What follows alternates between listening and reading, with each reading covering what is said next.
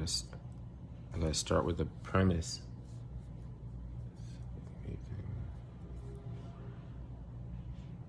Eidolons. H.P. Lovecraft.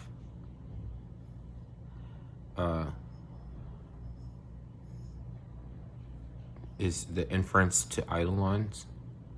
The reference to Eidolon that I have.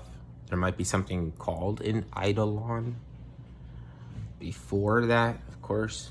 Maybe like he didn't just invent the whole idea. There's the hierarchy of angels, and they're in a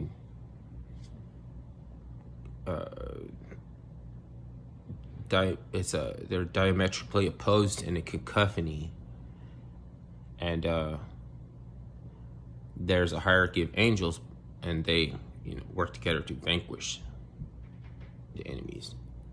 But there's something about the enemies that used to be an angel. It's not the same thing as our Eidolon. Could it be that because Demir's host entities or oppressive overlord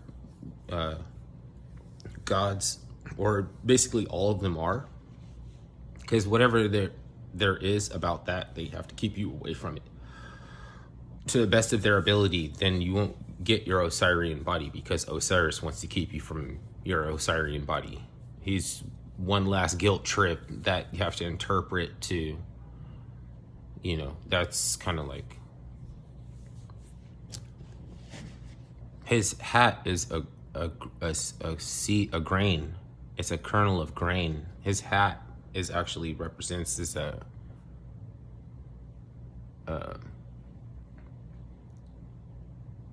is a kernel of grain. And before, or 6,000 years ago, before GD was introduced into the Judeo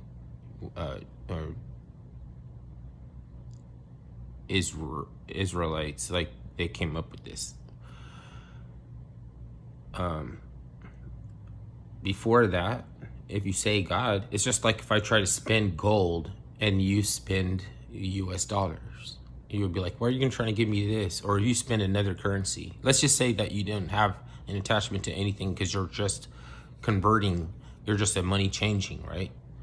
And then somebody pops up with like a rare orchid, or like a 100% cocoa, 100% like some pure chocolate or some gold, and they're like, I'm not supposed to change this. My boss, even if you offer me anything, I don't have the choice, so I can't give you an equivalent value, because all I do is change fiats.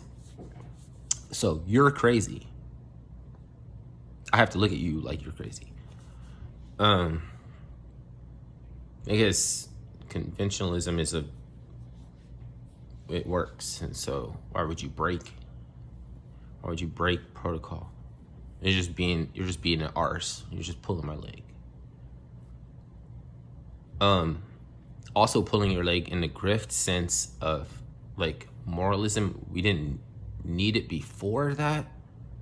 I'm not saying that it's a bane or it's impossible to look at it from a different inflection point, but all the gods before Christ specifically were fabulous creatures who are scandalous and debauchery. So they taught through scandal. Don't do this, don't do that. You'll be turned into stone. They'll be able to look at you frozen for and still life form forever and wonder about this boulder, what it represents, and it's a lizard or something. Like it's a frozen in time lizard that tried to backdoor his neighbor or something like this.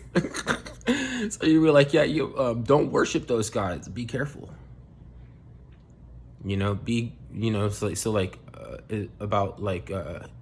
Is that Gnosticism in a sense? They think that God is a trickster. Then God is Judaism. You can't even say God. What is a trickster? what is God? What is a trickster? Is this the same category? Two of these things is, remember brain games? Three of these pictures look something, something, but there's like two pictures that are in the same category and one picture doesn't belong. So you're supposed to pick it out. It was on HBO late at night or something like that. You were watching, it would be like, brain games. We're gonna play some brain games. And you're supposed to be like a high IQ and be able to figure it out, but they're like fucking with you. It's like Mad Magazine. And you know, you fold the images and stuff and you see a different picture.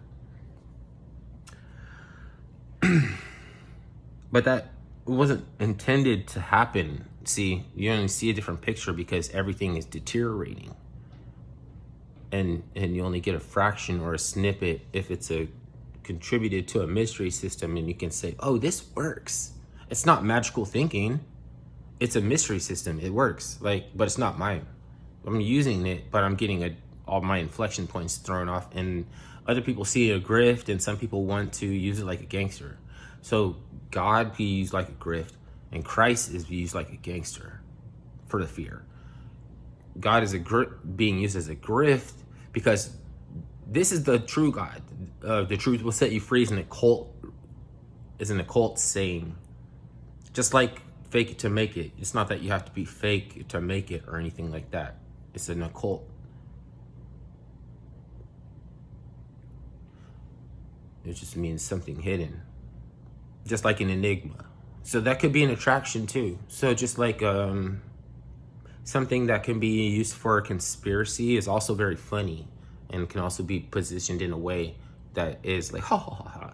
Futurama, the brains, they put the people's brains inside of, they put their head inside of a jars and had them on the shelf, and you can see all these famous people in Futurama and they have their head and they're talking and everything like that. And the Amigos and from the Himalayas and Vermont and H.P. Lovecraft, he was like, they dissect, and he was saying that he found his friend from letters and going back, and he didn't the letters changed their tone, and he wanted to go back and investigate whether or not the guy, because he said stay away at first, but then he was like, oh no, you have to come along, because it's like there's gonna like only 50 men in the whole time of mankind will ever get these mysteries, because they're gonna transport you.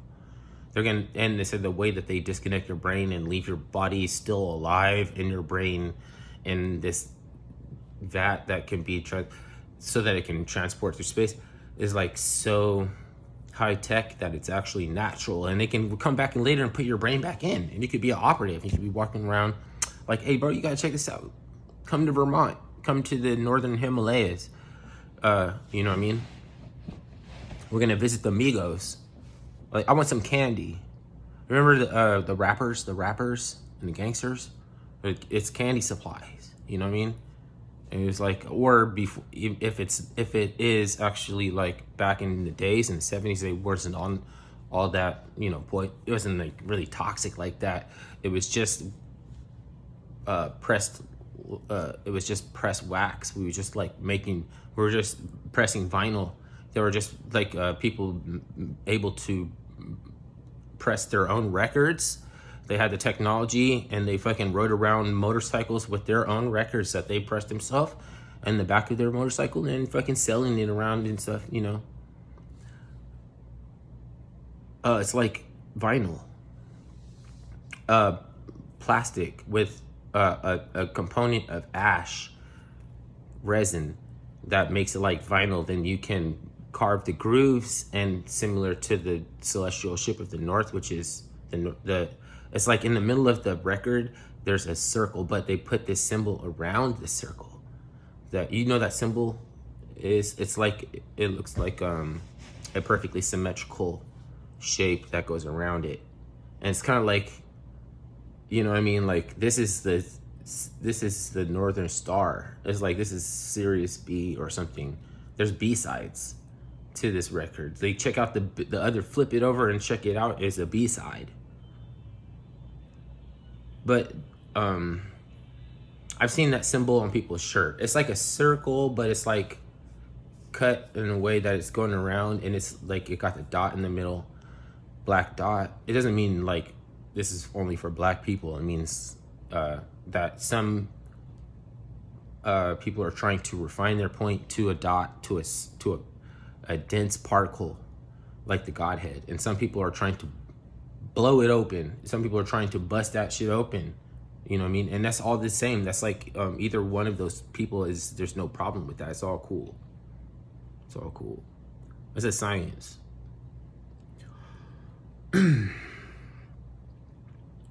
Something like media is the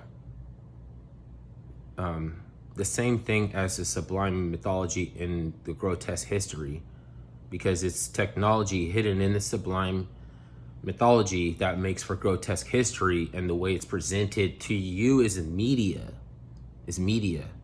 So that's like records, flat dried preservative media. So it could be like, before there's metal and chrome and CD-ROM, there was wax or some kind of form of refined wax, and then vinyl, because vinyl is like a plastic. Plastic is similar to the function of the job of the human brain, is to come up with neuroplasticity and to offer it to your company, whether that's your entity, business, cool business, fictitious entity, or your just company, regular people that you're hanging around, to make them want to listen to you, because it will evolve your company. So it's like, there's something about evolution that we get it backwards when we're talking about, like, you know, dinosaurs and cavemen and stuff, because that's backwards. Because mutation, adaptation, specification, those are all more evidence of entropy than it is of evolution. Specification, adaptation, mutation, saying that DNA knows how to way to cure itself, is rugged. Animals are even more rugged, because they only have to focus on doing one job. They have the arthropods have 22, like usually 25, 22 active genes in their DNA, and the more sophisticated that you go, the less active genes remain, and you're only turning on 1 or 2 or 3 active genes. And it's usually in a time when you're like confused or something, like, because you have to look up different sources, you have to look up different information. You're looking you're trying to look for a vision to come from a different source. So maybe I have to look at something a different way. You're just doing the same thing. You're just turning on that idea as a light bulb. It's actually a gene that turned on. And usually by one gene turning on, if you only have 3 active, you have to imagine some, like, you turning off another gene. You're turning one other one off.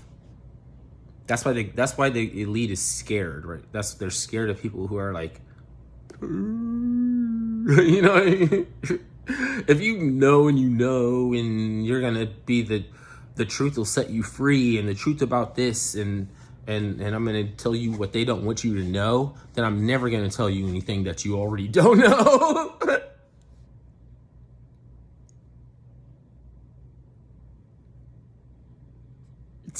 Am I lying? No, I can't. I gotta go into the repertoire of something I think I already know and find something, and I'm not actually trying to discover or learn. And the other route you can go is to act like, because it's like, I could push the pebble if I demand for discovery. It's acceleration. Acceleration is eschatology or something. Voodoo. And I don't even gotta know that I practice voodoo. You can't even tell me I practice voodoo. As many emotionally hostages as I take, then I inherit a victim mentality. It's like you get sold an illusion. It becomes like, it's so I can buy into it kind of thing. Because it's the repetition. That's why to put a spell on somebody, you have to bore them down with repetition, and then you have to tell them an untimely truth, or you have to and omission, and an untimely truth and an omission, like right around the same time. because I'm not talking to people that already knows this. I'm talking to somebody who, like, I would just go lower and scrape the bottom of the barrel even lower. And if you see some of the people down there that are supposed to be your trusted, reputable elected officials, don't be surprised. Don't even be surprised about that.